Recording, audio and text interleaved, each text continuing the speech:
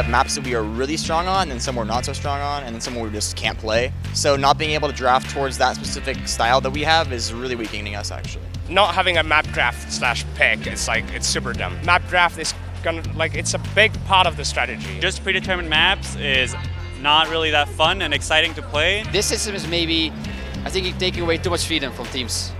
Because you can ban out the really strong maps of your opponents, There was no strategy involved to determine what maps do we want them on, what maps do we want to avoid. It really kills a lot of the strategy aspect, and it also kills the even playing field that the game should really have. I am always an advocate of strategic depth, making sure that players have meaningful choices, because I'm a caster and I'm interested very deeply in those storylines. The most important part actually is not even that, it's announcing the rules well in advance. The event's in a month, rules need to be published now.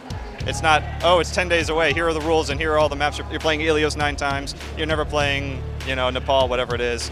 Can't have that. I don't really mind the map pool that much as long as it's set over a long period, because there's so many maps to practice at this point. You can't reasonably expect everyone to practice 13 maps, soon to be 14. I don't like it, and I don't think any pro likes the predetermined map draft.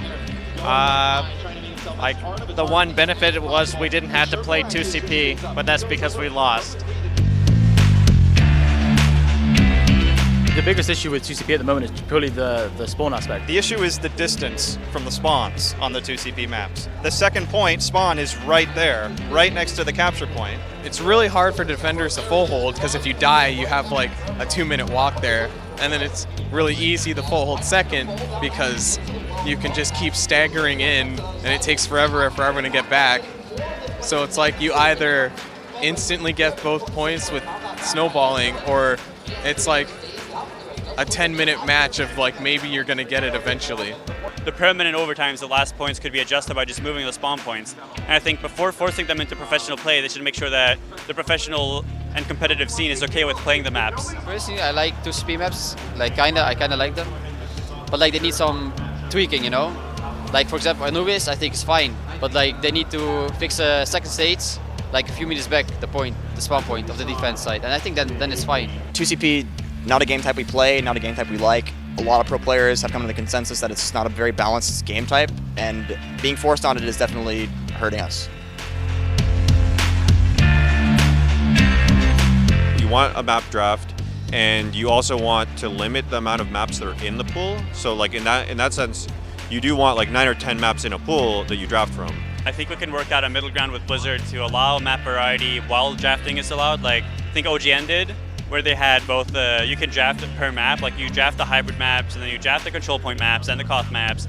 So there's still some drafting and there's still map variety, and they're forced by relatively predetermined map system. I think the OGN one was actually really good.